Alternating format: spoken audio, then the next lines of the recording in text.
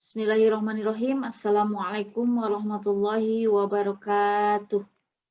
Innal hamdalillah nahmaduhu wa nasta'inuhu wa nastaghfiruh wa na'udzu billahi min sururi anfusina wa min sayyiati a'malina may yahdihillahu fala mudhillalah wa may yudlil fala hadiyalah. Asyhadu an la ilaha illallah wa asyhadu anna Muhammadan abduhu wa rasuluh. Qala Allah Ta'ala fil Qur'anil Karim. A'udzu billahi minasyaitonir rajim. Bismillahirrahmanirrahim. Innallaha la yughayyiru ma biqaumin hatta yughayyiru ma bi anfusihim. Shadaqallahul azim. Alhamdulillah, puji dan syukur marilah kita panjatkan kehadirat Allah Subhanahu wa taala yang mana atas karunia-Nya lah kita semua dapat bersua, dapat bersilaturahim di WA group Sharing is Caring by Tri. Alhamdulillah. Salawat beserta salam semoga tetap tercurah limpahkan kepada Nabi besar Muhammad Sallallahu Alaihi Wasallam, kepada keluarganya, para sahabatnya, para tabi'ut tabi'in, dan mudah-mudahan sampai kepada kita selaku umatnya dan kita mendapatkan syafaat di akhir zaman. Amin ya rabbal alamin. Alhamdulillah, saya sangat senang sekali, saya sangat antusias sekali karena saya dapat bersua, dapat bersilaturahim di WA Group Sharing is Caring by Tri dengan tema Basic Hypnoparenting, tips aplikatif menerapkan hypnoparenting untuk tumbuh kembang sang buah hati. Alhamdulillah, baiklah. Untuk mengefektifkan waktu, langsung saja kita kupas tuntas apa sih maksud dari tema kali ini. Oke, untuk kali ini konten sinopsisnya yang pertama yang akan kita bahas yaitu mengenal istilah hipnosis yang seringkali dianggap sama. Kemudian kekuatan alam bawah sadar manusia, perbedaan hipnosis pada anak dan dewasa, kemudian apa itu hypnoparenting. Nah, metode hypnoparenting itu seperti apa, kemudian prinsip dasar hypnoparenting itu seperti apa, kemudian barier atau penghalang efektivitas hypnoparenting itu apa saja, kemudian manfaat penerapan hypnoparenting itu seperti apa. Oke, langsung untuk yang pertama saya ingin bertanya terlebih dahulu nih, jawab saja di dalam hati sahabat Villa semuanya. Apa yang terlintas di benak ketika kita mendengar kata hipnosis? Mungkin ada yang terlintas menakutkan, kemudian perempuan lebih mudah dihipno, diperdaya, kemudian berbahaya, apalagi horor katanya ya hipnosis itu, kemudian berbau kejahatan, kemudian semua rahasia itu akan terbongkar, kemudian menakutkan. Apalagi nih biasanya ya, hilang kesadaran, kemudian bisa berubah langsung. Jadi kalau misalnya udah dihipnosis, mempunyai perilaku buruk langsung berubah. Kemudian yang selanjutnya mistis katanya. Kemudian setelah dihipnotis tidak bisa bangun lagi. Kemudian biasanya orang-orang menganggap bahwa hipnosis itu supranatural. Nah, apakah semua ini benar? Jawabannya adalah semua ini mitos. Semua itu mitos. Mengapa mitos? Mari kita bahas satu persatu. Benar gak sih hipnosis itu seperti itu? Mari. Selanjutnya, apa itu hipnosis? Sebetulnya jika diartikan secara harfiah, hipnosis itu memang memiliki banyak arti tergantung konteks. Bisa sebuah proses, bisa sebuah metode, bisa sebuah keadaan, ataupun sebuah pengetahuan. Namun intinya adalah hipnosis itu bagaimana kita memanfaatkan atau seni memanfaatkan alam bawah sadar manusia. Itu intinya, salah satu inti dari hipnosis itu sendiri. Kemudian, apa itu hipnotis? Hipnotis adalah orang yang melakukan hipnosis. Nah, kalau di kita biasanya kebanyakan, wah, dihipnotis katanya, padahal itu kurang tepat. Paling kalau juga mau mengatakan dihipnosis. Dan orang yang melakukan hipnosis itu namanya hipnotis. Pokoknya kalau yang di belakangnya dalam kaidah Bahasa Inggris kalau di belakangnya ada IST itu adalah operator atau orang yang melakukan hal tersebut. Misalnya pianis, gitaris, pokoknya yang tentunya ada IST. IST biasanya itu adalah orangnya yang melakukan perilaku tersebut. Salah satunya ini adalah hipnosis. Orang yang melakukan hipnosis disebut hipnotis. Nah, itu. Kemudian ada juga nih hipnoterapi. Apa sih sebetulnya hipnoterapi itu?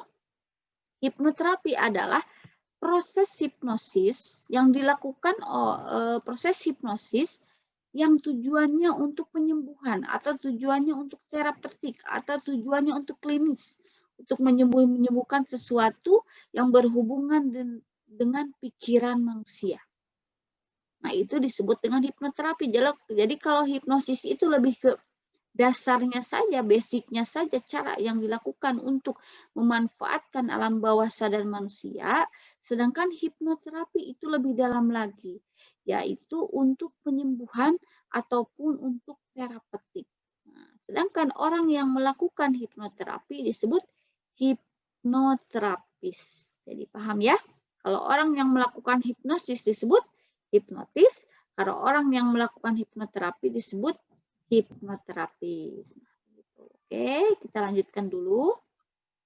Kemudian, nah kenapa sih saya tadi mengatakan bahwa hipnosis itu seni? Seni memanfaatkan alam bawah sadar.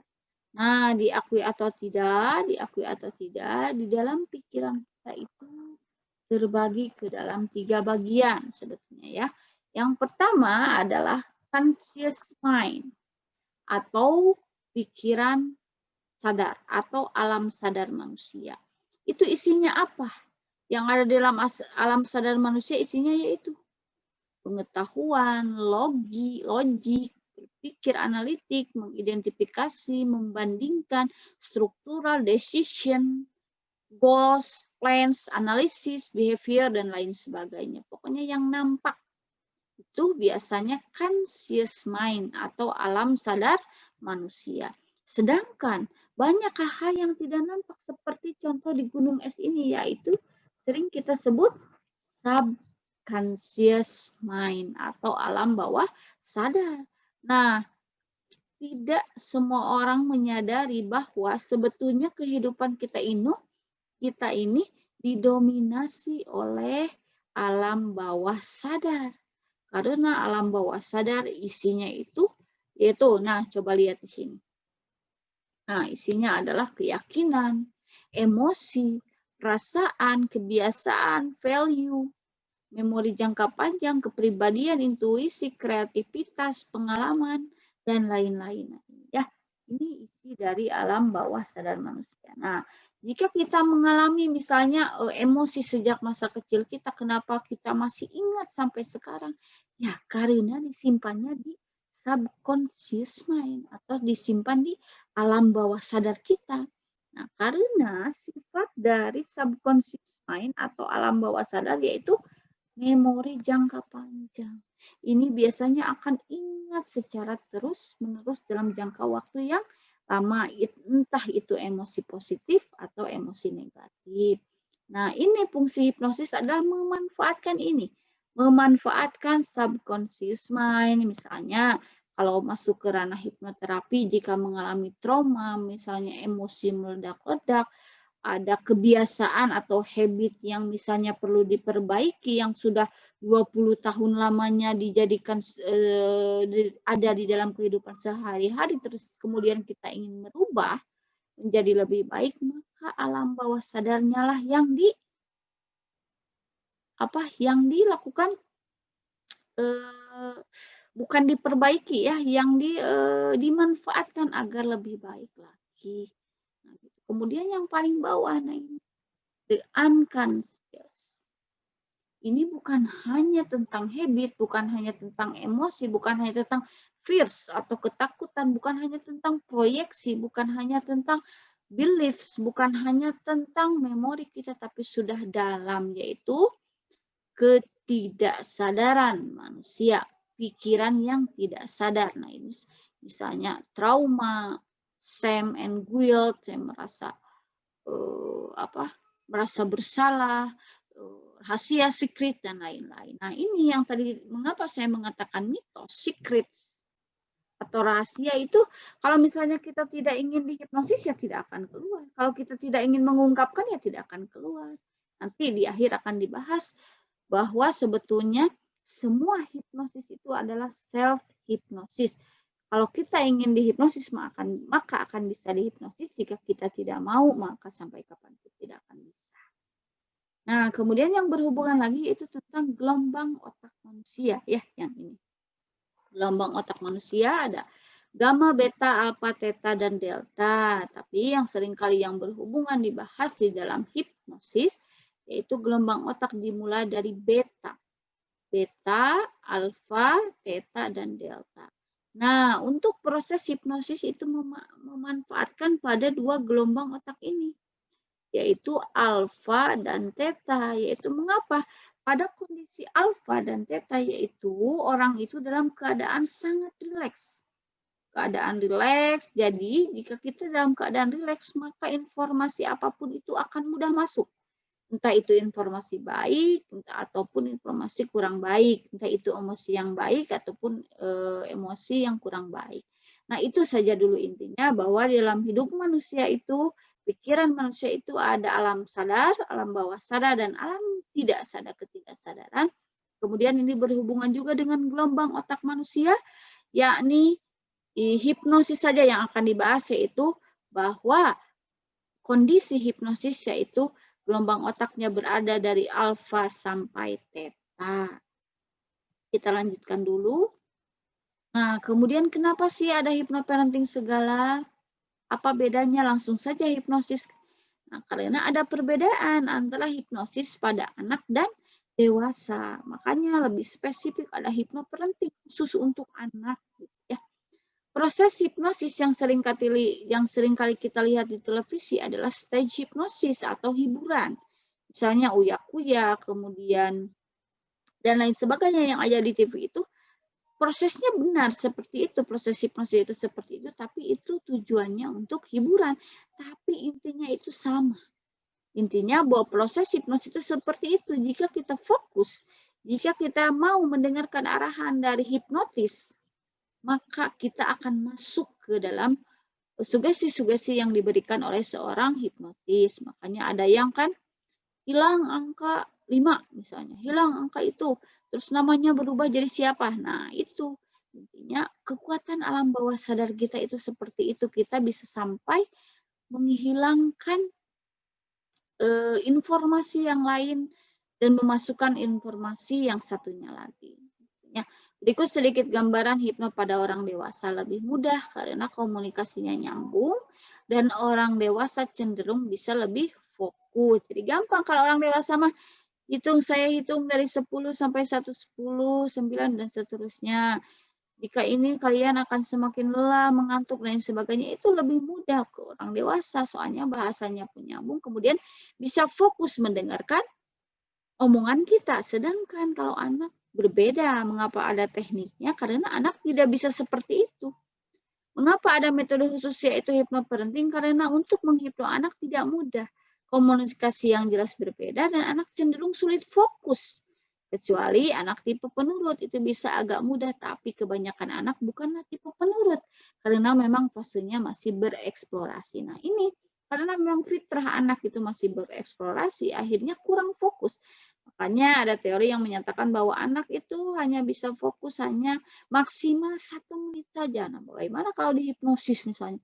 Baru melihat kita juga ngomong udah belum beres, hipnotis belum beres ya ngobrol.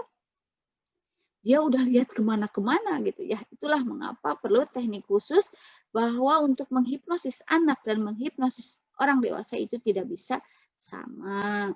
Kemudian ada yang bertanya bagaimana kita bisa gak menghipnos suami katanya ya, karena di sini kebanyakan pesertanya ibu-ibu, maka saya katakan bahwa kan suami masuknya dewasa. Nah, jika ingin menghipnos suami pun tidak bisa menghipnos layaknya seorang hipnotis atau hipnoterapi. Jadi tidak bisa ke suami misalnya, ayo tatap mata Ojan misalnya, tidak bisa seperti itu ya, tidak bisa melakukan proses hipnosis atau hipnoterapis hipnoterapi secara terstruktur, tapi ada trik khusus untuk memudahkan komunikasi dengan suami. Tujuannya sama, membuat pasangan terbuka dan mampu menerima informasi yang baik. Mohon maaf jika kita melihat dari ilmu di dalam Islam sendiri pun, salah satu waktu di mana suami sangat rileks. Kan tadi dijelaskan ya, jika otak manusia berada pada gelombang otak alfa hingga theta, maka ia itu dalam keadaan rileks, maka informasi akan mudah masuk. Nah, suami pun jika dalam keadaan rileks, nah itu saatnya para istri, para ibu memberikan ingin apa, ingin berkomunikasi, terbuka dan lain-lain itu dalam keadaan suami rileks. Jangan sampai dalam keadaan suami sedang benar-benar sadar, benar-benar ya dalam kondisi beta, gelombang otak beta, kita ngobrol ya biasanya itu akan terjadi perdebatan. Nah, dan kondisi di dalam Islam sendiri, entah itu di dalam Islam, entah itu di dalam neuroscience, entah itu di dalam ilmu psikologi, kondisi suami paling rileks adalah setelah berjima. Nah, jadi kalau ibu-ibu misalnya ingin berkomunikasi tentang sesuatu hal yang besar, maka lakukanlah setelah berjima. Maka insya Allah suami akan lebih terbuka, komunikasinya pun akan lebih mudah karena suami dalam keadaan rileks. Nah, oke. Kita lanjutkan, apa itu hipnoparenting? Nah, kan hipnoparenting itu gabungan dari dua kata, yaitu hipno dan parenting.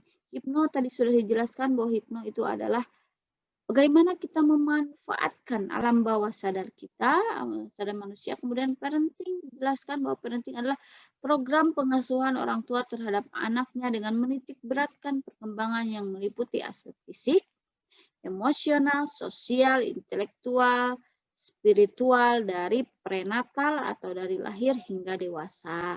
Jadi hipnoparenting adalah bagaimana kita mengasuh anak dan memanfaatkan alam bawah sadarnya. Nah, gitu. Karena kebanyakan orang tua yang mengasuh saja, tapi karena ini ada ilmu hipno, jadi kita bisa memanfaatkan alam bawah sadar anak. Nah, bagaimana caranya? Yaitu kurang lebih ada banyak metode, sebetulnya kurang lebih saya sebutkan 2 saja. Metode hipnoparenting yaitu yang pertama hypnosleep. Hypnosleep itu seperti apa? Berikan sugesti positif di telinga kanan sebelum anak tidur. Mengapa telinga kanan? Karena memang struktur otak ketika diperdengarkan di telinga kanan itu biasanya lebih menempel karena ya sistem limbiknya seperti itu. Kemudian sebelum anak tidur, beberapa menit setelah anak tidur dan bangun tidur. Mengapa? Karena dalam kondisi ini anak dalam ada gelombang otak alfa hingga theta. Ini, oh ya, gelombang anak berada dalam gelombang otak alfa hingga theta. Jadi kalau anak dalam gelombang ini, anak benar-benar dalam keadaan rileks. Nah, jika rileks, maka informasi mudah masuk. Nah, informasi mudah masuk. Nah, itu maksudnya. Jadi sebelum anak tidur itu biasanya pada gelombang otak masih alfa gitu ya, masih mengantuk. Kemudian awal-awal anak tidur itu gelombang theta. Nah, kemudian bangun tidur yaitu biasanya berada pada gelombang otak alfa. Nah, kayak gitu itu contohnya ya yang aplikatif. Nah, sugesti baiknya satu persatu jika niatnya menyelesaikan masalah. Kecuali jika orang tua mau meminta maaf pada anak, misalnya boleh digabungkan saja dengan sugesti lainnya. Misalnya anak itu memiliki banyak permasalahan. Pertama, anak susah makan. Kedua, anak susah mandi. Ketiga, misalnya anak itu susah belajar. Keempat, misalnya anak itu susah beradaptasi. Kelima, misalnya anak itu takut terhadap sesuatu dan lain sebagainya, misalnya ya. Itu satu-satu, jangan digabungkan. Jangan digabungkan misalnya ketika kita melakukan hipnosis semuanya. Nah, besok kamu harus rajin makan, minum, mandi dan semuanya digabungkan itu tidak efektif. Tapi satu-satu dulu. Satu misalnya tentang makan sayur misalnya ya. Anak susah makan sayur tentang Dek, besok ya entah apa sugestinya kayak gini. Besok kamu mau makan sayur ya, misalnya dan lain sebagainya. Sebutan sambil ngobrol ada karena sayur itu gini manfaatnya dan lain sebagainya. Ngobrol aja meskipun anak sebetulnya tidak menghiraukan, padahal dia itu sebetulnya mendengar omongan kita. Nah itu nanti akan dijelaskan prinsipnya itu seperti apa. Pokoknya caranya, metodenya itu seperti itu sebelum tidur. Ketika beberapa menit setelah tidur, kemudian bangun tidur. Nah, itu makanya dalam kondisi ini pun karena emosi positif pun gampang diserap oleh anak, maka emosi negatif pun gampang pula diserap oleh anak. Jangan sampai kita memarahi anak sebelum anak tidur. Kalau sudah tidur ya jelas ya, jarang gitu ya, ada yang masih memarahi emak atau bapak ngecoblak ketika anak sudah tidur. Dan yang terakhir ketika bangun tidur jangan sampai deh kita memarahin. Biasanya itu akan nempel sampai anak itu sudah dewasa. Kemudian cara yang kedua adalah modeling. Berikan model yang baik untuk anak sehingga emosi positif yang dominan pada diri anak. Emosi itu entah itu positif atau negatif akan melekat selamanya pada diri dan pikiran anak. Jadi berusahalah emosi positif yang diberikan orang tua mendominasi dibandingkan emosi negatifnya. Maksudnya modeling gini. Ini kan saling berhubungan ya. Saling berhubungan. Misalnya hipnosis kita memberikan sugesti kepada anak untuk mau makan sayur. Tapi kita sendiri pun tidak suka sayur. Itu mengapa tidak efektif. Misalnya kita mengsugestikan kepada anak bahwa anak itu harus tenang, harus rileks, harus lemah lembut. Tapi kita sendiri tidak lemah lembut. Misalnya kita mensugestikan anak untuk rajin mandi, tapi kita pun jarang mandi. Nah, kayak gitu. Itu fungsinya kenapa harus ada modeling dari orang tua. Ya, kita lanjutkan dulu.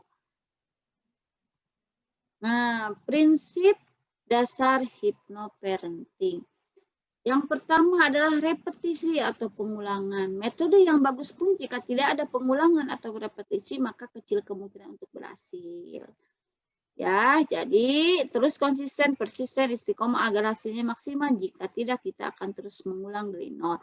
Nah, banyak yang telah menerapkan metode hypnoparenting, yaitu hypnosleep dan modeling, tapi tidak konsisten, misalnya cuma sehari, 2 hari, 3 hari saja, kesananya lupa lagi. Dan anak tetap berperilaku kurang baik misalnya ya. Kenapa sih Amu? Ya karena ini. Karena ini saya sebutkan selalu saja saya menyebutkan kuncinya yaitu repetisi. Atau ada pengulangan terus menerus. Satu perilaku anak yang kurang tepat itu bisa selesai sampai berbulan-bulan. Mengapa? Karena ya habit anak pun itu dibentuk secara lama. Kita tidak bisa dengan mudahnya menyelesaikan begitu saja gitu ya. Maka itu harus ada pengulangan. Kecuali karena memang anak itu berbeda dengan orang dewasa. Kecuali jika orang dewasa, misalnya orang dewasa jika di hipnoterapi, misalnya ada yang masalahnya itu selesai 1 sesi, 2 sesi, 3 sesi misalnya ya. 1 sesi itu 1 jam. Mengapa untuk orang dewasa lebih cepat? Ya karena orang dewasa lebih mudah mengikuti kita, ngerti bahasa kita. Komunikasinya jalan dan orang tua itu lebih mudah untuk fokus gitu. Sedangkan anak mereka juga masih labil gitu, belum mengetahui apa sih yang sebenarnya terjadi pada diri saya, belum mengetahui apakah perilakunya itu benar atau tidak, itu belum mengetahui ya. Itulah yang menyebabkan kendala bahwa tidak mudah untuk menghipnoterapi anak. Makanya kalau ada yang ingin dihipnoterapi permasalahan anak, biasanya yang dihipnoterapi itu dua-duanya yaitu anak dan orang tua. Dan emang rata-rata kebanyakan jika ada masalah dengan anak pasti ujung-ujungnya karena orang tua. Misalnya ada anak yang ingin dihipno bahwa ia fobia nasi. Nah, biasanya ujung-ujungnya itu gara-gara orang tua terlalu memaksa anak harus makan nasi.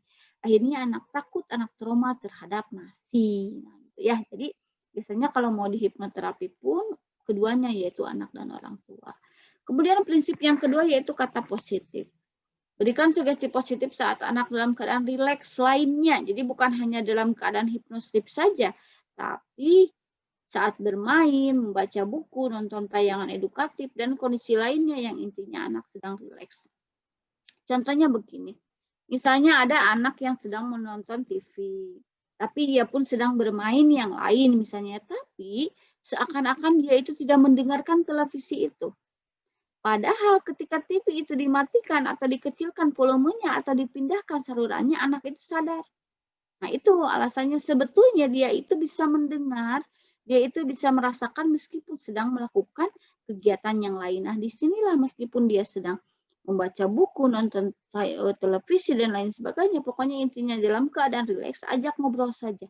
Berikan kata-kata positif, sugesti yang positif. Nah, ini bisa digabungkan dengan hypnosleep, bisa digabungkan dengan modeling, yang intinya tetap ada repetisi ataupun pengulangan. Jika tidak ada itu, maka kecil kemungkinan untuk berhasil. Begitu, informasi apapun mudah masuk jika anak dalam keadaan rileks. Kemudian, barier atau penghalang efektivitas hypnoparenting. Nah, setiap metode pasti ada bariernya atau penghalangnya. Nah, jika orang tua tidak melakukan metode dan prinsip dasar dalam hypnoparenting, maka orang tua pun bisa menjadi penghalang aktivitasnya. Misalnya orang tua tidak konsisten, maka orang tua juga bisa menjadi penghalang efektivitas hypnoparenting. Namun, selain orang tua, ada pula hal lain di luar orang tua yang bisa menjadi penghalang efektivitas hypnoparenting. Misalnya lingkungan sosial terdekat, yaitu teman, sekolah, guru. Misalnya nih, kita ingin menghilangkan kecanduan gadget pada anak.